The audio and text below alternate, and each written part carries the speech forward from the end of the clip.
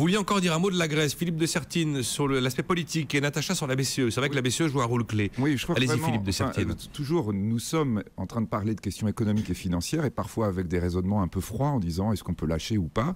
Mais je crois qu'effectivement, ce qu'il faut avoir à l'esprit, c'est bien entendu ce que vous évoquiez à l'instant, le fait que la démocratie grecque est en danger.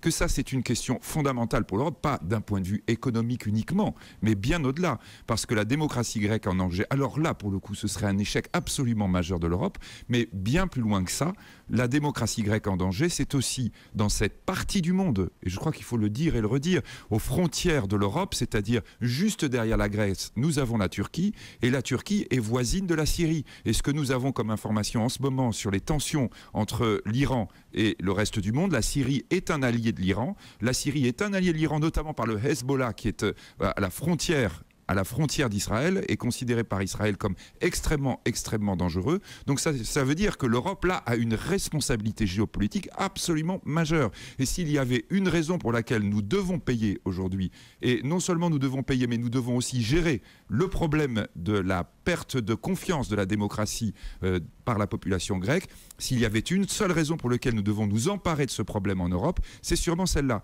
En géopolitique aujourd'hui, nous sommes dans une situation tendue dans le monde. Il faut le dire et le redire aujourd'hui. Oui, le baril de poudre des Balkans et du Moyen-Orient. Ce que vous voulez dire, c'est que c'est comme ça qu'a commencé la guerre de 1914-1918. Donc ça n'est pas faux de rappeler qu'il y a... La Grèce est surarmée. Il faut le rappeler aujourd'hui. La Grèce est surarmée et que effectivement, quand on parle de baril de poudre, là, il n'y a qu'à allumer la mèche. Et donc pour l'Europe, il y a vraiment une prise de conscience absolument majeure, sachant que c'est un point important. L'Europe a constitué ce baril elle-même en vendant notamment massivement des armes à la Grèce. Notamment les Allemands qui ont été pourvoyeurs d'armes. Et les Français.